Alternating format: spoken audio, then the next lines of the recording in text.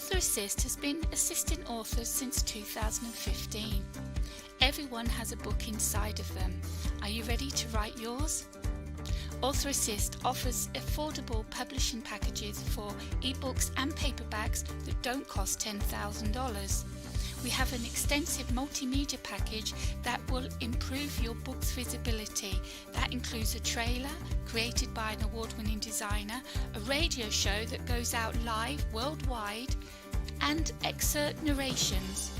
Author Assist also offers a fabulous mentoring and coaching package. Your mentor will set goals, discuss the publishing choices and your limitations. Coaching includes classes in design, promotion and marketing. Author Assist is the official graphic designer for Go Indie Now. And our podcast, Behind the Pen, has just gone to TV. Your book could be seen by a possible 150 million homes. Contact Author Assist. See how we can help you in your publishing journey.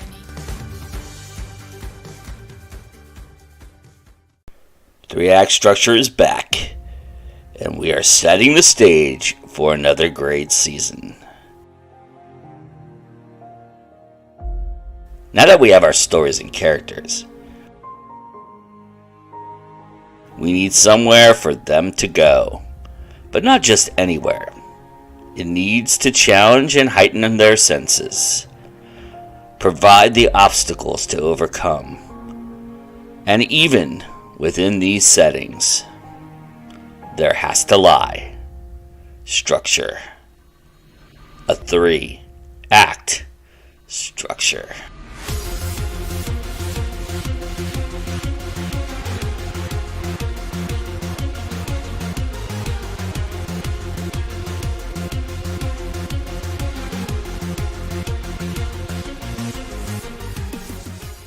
Hi, I'm Anita Stewart. I write under AF Stewart, and I have written a High Seas trilogy called Saga of the Outer Islands.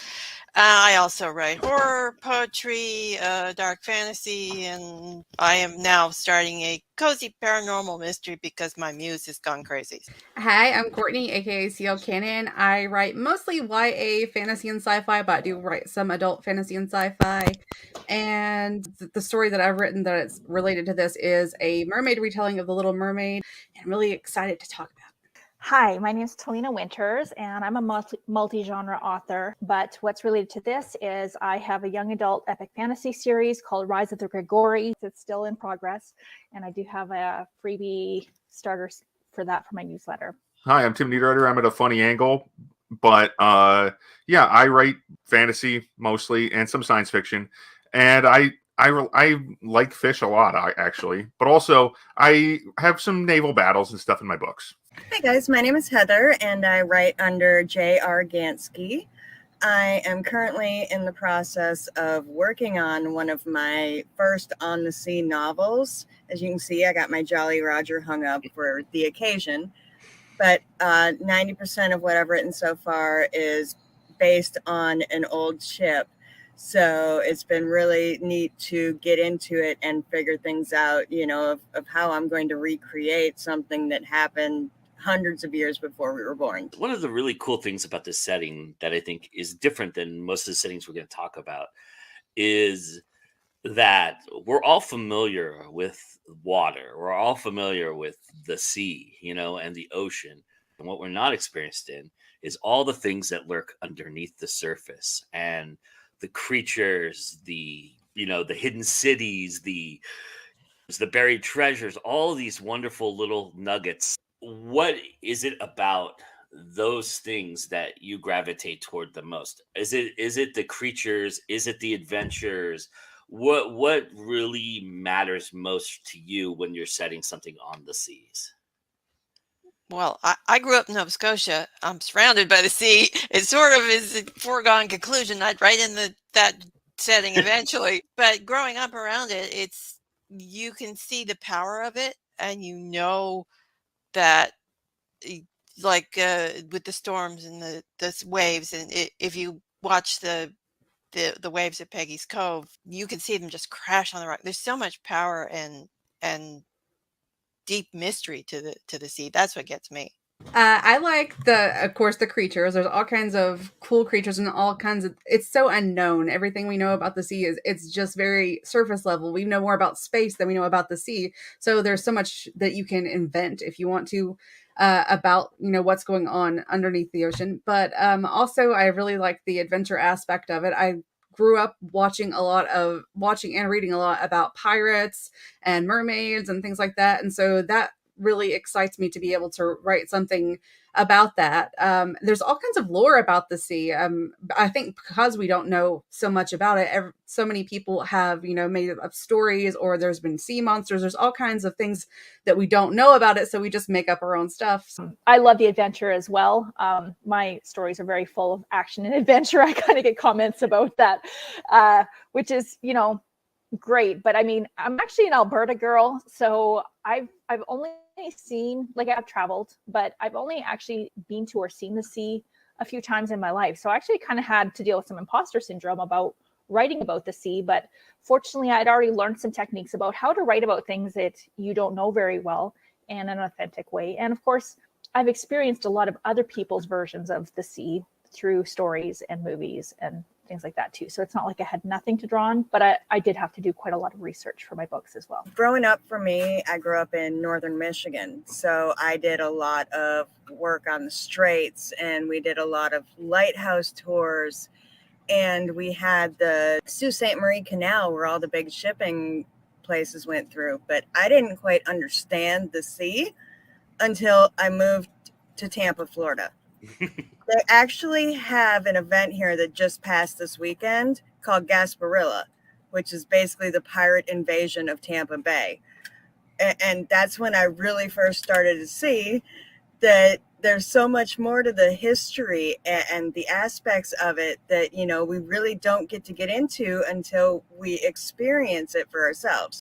Water is very important to all living things on most planets. I mean, you can't blanket too much with fantasy, right? But on the predominantly, I'm just fascinated with sea creatures in particular. So like sea monsters and stuff, but also people-ish things that live in the sea. Like in one of my books, I have these like kind of sirenish creatures that they can be human, or they can be sea serpents that have wings and fly around or swim equally. And they can change shape. So there's a similar situation there. And actually, my third novel ever was a science fiction novel about fighting sea monsters again, but on Earth, in a future Earth. And it was because it's this place where theoretically almost anything could come from in the science fiction context. There is a lot of lore behind this. There is a lot of things that have been written in the past, and a lot of people tend to follow one side of it. There's multiple sides of it. I mean, there's many different ways you could go about it. There's tropes and things of that nature involved in this, the way that pirates speak to one another, the language that they use, the things they use to call on certain creatures, and what certain creatures can do and can't do within the sea. All of these things have these kind of built-in rules to them. And I'm curious about how much you follow all of that, and how much are you about, I need to set my own way and break some rules? I mean, I would imagine for you, Courtney, a Little Mermaid retelling, you had to break a little bit of rules and kind of figure that out to kind of retell it, I would imagine. Yeah, I did. And where I'm also meshing it with Greek mythology, there's lots and lots of research to kind of put them both together to trying to figure out, this is what the lore is about them, but my character needs to do something different. And how am I going to get that to happen and make it believable and something that fits my story? Because I've got the witch, of course, like the sea witch, but you can't do Disney, right? So you have to, because they'll come after you. So you have to diversify it. And I have like a sailor that she was in love with, and he dies. And so she's going to go to the underworld to bring him back. So I kind of went with that Greek story, and it's been really fun to write. And like I said, I've modified her a lot, and a lot of mermaids are very pretty. And my mermaid is pretty, I guess, but she's not conventionally pretty. She has like green hair and kind of like scales that go like through here. So she's not like the Little Mermaid.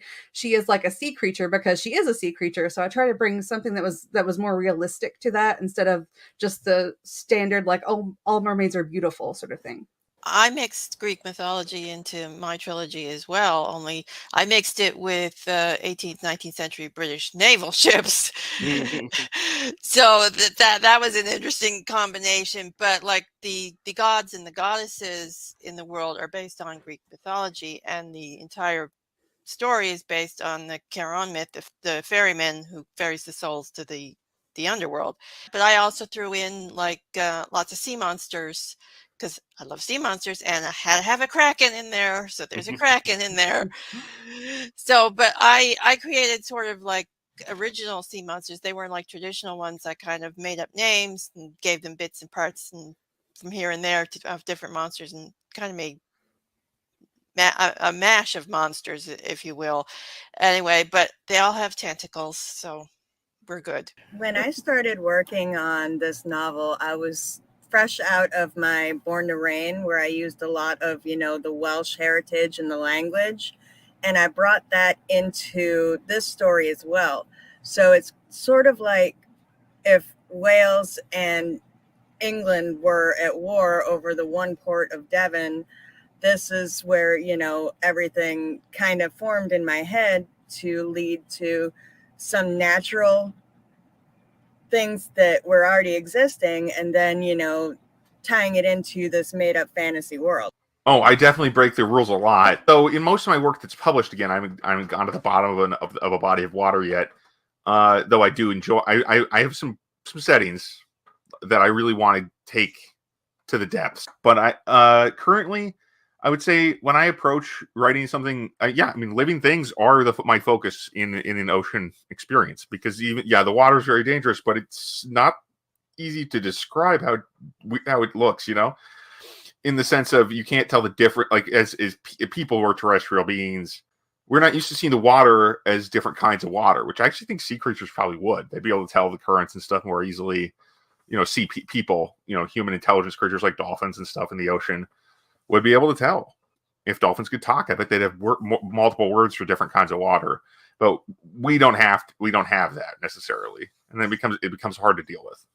Interestingly, I'm kind of like Anita and Courtney. I pulled in a lot of lore as well, but I've actually had a long-standing interest in a lot of ancient cultures. So I my mermaid world it's unusual in that they actually live on land because they've been unable to produce their own males for 3,000 years, and they've had to breed with human males, which is why they capture human men and drag them into the sea, but they actually just drag them to their ships and take them to land. But they can't breathe underwater and things like that. The question was, well, what happened? Why is it that they have no mermen? And I started bringing in all this lore from, I studied mermaid lore from every culture in the world, actually. And honestly, this series could probably fill up the rest of my career, because I have enough side stories and ideas for other mermaid cultures within the world that I could easily go there. But right now, the culture that they have is mostly based on Greek and Roman culture with some Assyrian in there. It's also set in the 18th century. And, I have things to do with the Atlantic slave trade and stuff in there. So yeah, there's a lot of stuff. And actually it's based from a Christian worldview for the cosmology. So in the second book, they actually go to Tartarus, but it's also hell, so I kind of just jammed it all together because that's fun for me. The other thing about this setting that I think is maybe a little unique to it, there's some other settings that probably follow this as well, but the love for it, the passion, the beauty of it, right? The romance of being on the sea, the thirst for adventure. And you really have to have that passion show through no matter how you approach this setting, because it's alive, right? The water's alive, the creatures are alive, the people attempting to be on it are alive. So, there's a lot of breathing here that is different from most settings. So I'm kind of curious how you approach that aspect. Do you feel like it's a different thing when you're writing in this setting? Do you feel like you have a little bit of a passion for it, a little bit more than you thought you might have when you were exploring it, or does it just you're able to detach yourself and whatever, I'm just writing? Well, I love writing about the sea because I live around. I mean, the whole sea is Nova Scotia is just surrounded by it. So I've been around it since I was a kid. So for me, it is a passion. But it was interesting writing for me because most of the story takes place on ships and not on land.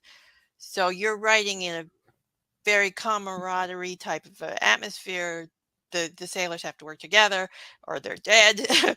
They have to fight the monsters. They have to fight the storms. They have to fight the mad goddess, the other mad god, the crazy crow. And so it's very team oriented. Plus, as you said, everything's alive, including my ship.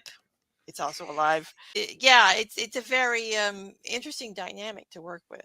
The thing that I like about writing about being on the sea is always in motion. So you're always your ship is going somewhere, or your character is always going somewhere. They're not staying in one setting, so you get to explore lots of different places and put them in different situations that challenge them. So that makes the story feel like it's more in the now or something. It feels like it's more immediate. Things have to really just be resolved as soon as possible. Because if not, like the ship's going to capsize, or there's always some conflict that you have to resolve very quickly. I remember like reading Treasure Island and reading things like Peter Pan, and I was really into the Titanic at some point. So I don't like the ocean like myself. If I go out to the ocean, I won't go very far into it because I can't swim that well, and it scares me what's in there. But I love writing about it. I love just consuming any media that it's about it. I've always kind of been obsessed with it since I was a child for some reason. I guess all the adventure kind of just calls to you or something. I think I approach it more or less as how I would normally write. But that is, I mean, as certain other podcasters said, I'm a pretty passionate guy. So maybe it's just a good fit for me. That I have a lot. The mixture of, and this is going to be kind of gross, but the mixture of water and blood, right? That's kind of that's a spicy meatball visually for me, metaphorically speaking. And I like that one. I've used it a bunch of times. Again, not so much in works that people can read, which is too bad. But actually, now that I think about it, I forgot one major work that I do have where there's a lot of sea creatures and shapeshifters who come out of the water, and a whole 2/3 of the empire that the main book is set in, the Orphan Mage, is underwater because so many people can change into sea creatures. So nice. Different kinds of like whale people and squid people and stuff like that. And I find the sea people in that were also extremely volatile. As kind of their culturally, they were the choleric ones, And I think that I wonder if that was a natural, follow through. Because the sea is this powerful force, right? And you feel it. I think the hilarious thing about it is I can't even look at a boat on TV on the water without needing a whole bottle of Dramamine. So for me, this is the adventure that I don't get to have. So to connect with the captain and how he can't live without his ship, and he gets stranded on the land and has to walk to meet his ship in this next chapter is just, you've got to be able to feel it when you're telling these kind of stories. For me, I love figuring out puzzles, which is I think why I ended up writing epic fantasy. And so for me, I love figuring out aspects like how do clothes work? If you have a society that can live on the land as easily as it can live in the water, how do you work with clothes? Because I wasn't okay with the magical clothes disappearing when they transform and then coming back dry when they come back, as I've seen in some places. And things like how does the sea affect it? And especially because I'm not super familiar with it, again, that's where the research comes in. Like the culture is actually part of the Atlantean culture, and they were the sister island to Atlantis. And so eventually, at some point in the first book, they go visit Atlantis and they find the sunken city, but people don't visit there because it's rumored to be haunted. And so there's doors and things that haven't been moved for 3,000 years, but they were made of wood. So what happened to them in 3,000 years. So stuff like doing that research, putting those puzzles together, I love it. And, knowing that I could make up a lot of things like Jules Verne did. But really, I mean, you look at what's around the undersea vents and stuff that they have discovered. And it's like, well, I don't know, maybe mermaids do exist. Right? I just like to say that I had the same clothes dilemma with one of my characters who's a sea goddess. I had to figure out, would she wear something or would she want it? So I went with the no clothes option, which made for some interesting scenes when she came aboard ships and on land, because she has no modesty whatsoever, my goddess. So she just walks right out of the sea, no clothes. That's the same thing I actually went with. They wear clothes. They're a Greek-based culture and they have clothes on, but they also, and because it's young adults, they do have swimming clothes, like a bodice that they wear, but they're also like, they have no modesty at all. And because all their men are mind slaves, they have no reason to really be concerned about about that being a problem anyway. Worse has been said here, trust me.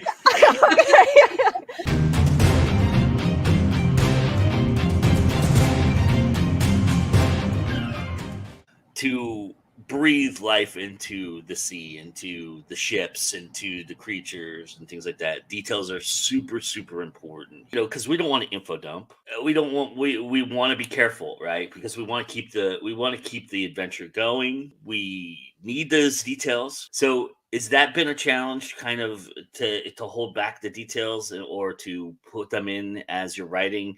Well, the details, if they add to the scene, they're important. But you still have to know them, even though if they didn't go in the scene. I mean, I got lucky, and while I was writing the first book, the tall ships parade came to Halifax, so I went up to the city and went on the ships and checked all the details. So I knew what a tall ship looked like and where the steering wheels were and the different places to check all my research.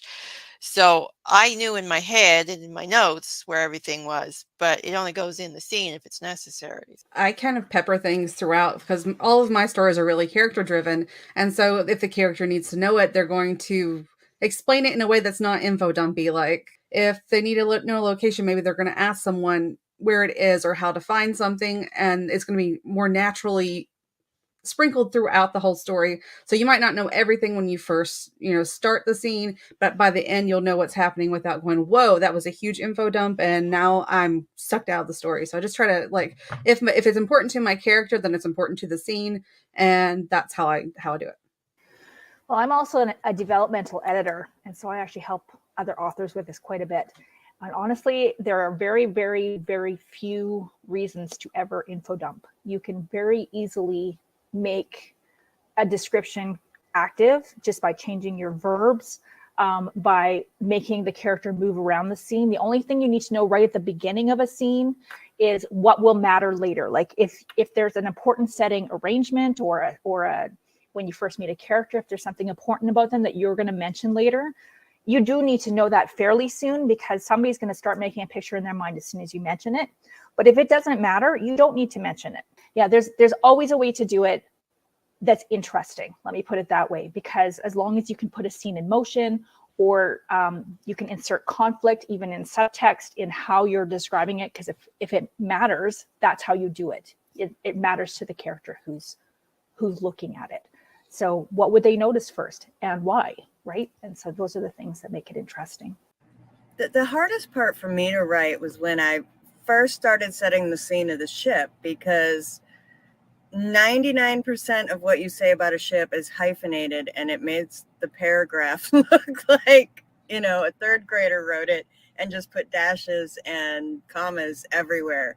So for me, I had to just stop looking at it and figure it out when I start my editing, because I know what I want to say and I know what needs to be said, but I kind of got lost in learning all of the details that, I tended to overkill that and have to deal with it more in editing than I do in actual writing. The next question I have, I'm actually pivoting because Courtney brought this up and I thought this was very fascinating, and I'm kind of curious. Do you find, like, when you're writing, because you are writing more of an adventure style, or you're writing a more different take on it, that the waves kind of create this motion and rhythm? Do you find like there's a different rhythm when you're writing? Is that something that happens? Do you feel like, you fall into it a little bit easier? It kind of lulls you into like I don't want to say it's like hypnosis, but it's kind of like an interesting thing because the water's moving one way. Maybe you're moving that way a little bit. That is amazing, because the way that you described that is exactly how I went from working on this story to working on an anthology and ignoring this story for the better part of 3 years, because it got to the point where I was starting to feel seasick writing about this stuff. And I just, all of a sudden it got stuck in my head when you brought up that you were going to have this discussion of when one of my main characters takes this flying leap off of the cliff that has been pretty much blown apart and it's falling into the sea, and you've got the boulders falling into the sea, and just the ships that are trying to get away from that after the whole scene, and it got stuck back in my head, and now I'm like, oh my god, I got to get back to this. So it's really interesting that you say that ebb and flow of the writing, because you really have to be in the mood and in the moment for it. A lot of my sea is very rough. So I'm not sure if I ever got into the ebb and flow of writing through the writing about the sea. I mean, quite a bit of the plot revolves around storms and ship sinking. So yeah, maybe not so much in my case. But it plays to how you write a little bit. I mean, you love chaos. Yeah, I you love know. killing people. So Yeah, that too. Yeah, it does play to that. So maybe in a subconscious way it worked for you. Maybe. For me, I can't say that the ebb and flow and the waves per se affected how I wrote about them, because I'm not actually telling a story about the sea. I'm telling a story about culture and equality and things like that. Right. But I have to say that I, as somebody who, as I said, it isn't very familiar with the sea personally, I did have to do a lot of research. I was quite surprised to find that in tropical areas, high tide and low tide hardly makes any difference, that kind of thing. But there was also just parts of my story that are set off of Cornwall, England, and so there it does make a difference.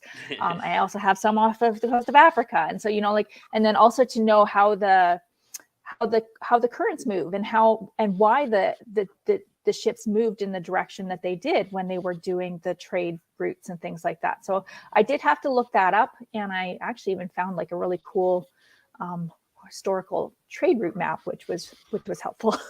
But anyways, yeah, so stuff like that, I guess, but not necessarily in how I was doing the actual writing. I don't know. I've spent enough time on boats and stuff, not necessarily in the ocean, but on lakes around here, that I find water actually kind of scary. So it doesn't really put me in a sense of security. Also, if you've ever listened to a Stan Rogers song, you know whether it's the ocean or the Great Lakes, they are punishing, at least to us landlubbers. I mean, but it occurred to me that the thing about the ocean or any body of water, right? But the big ones, especially, Great Lakes, oceans, seas, is that when you is that the surface can be very rough, but the underwater part, that's generally kind of peaceful. At least it appears so to us, right? At least in the absence of some kind of shark or something. Well, even for them, that's pretty peaceful. They just chomp. Oh yeah, all they do is they just swim forward. They can't do anything else. That's all they do. They just keep their mouths open. I think mine is probably closer to the way I write everything, but maybe there is a little bit more action, more conflict coming than maybe I normally would do, especially more like action conflict rather than character conflict, because like I said, there's always something going on that you have to immediately fix, so you can't draw it out over like long periods of time, because you kind of have a deadline of when that problem needs to be fixed. So I can probably see that there's probably a few more action scenes that I normally would write, but for the most part, I think I kind of write the same. I'm a discovery writer too, so I don't know what's coming up. I just know where the characters take me. So.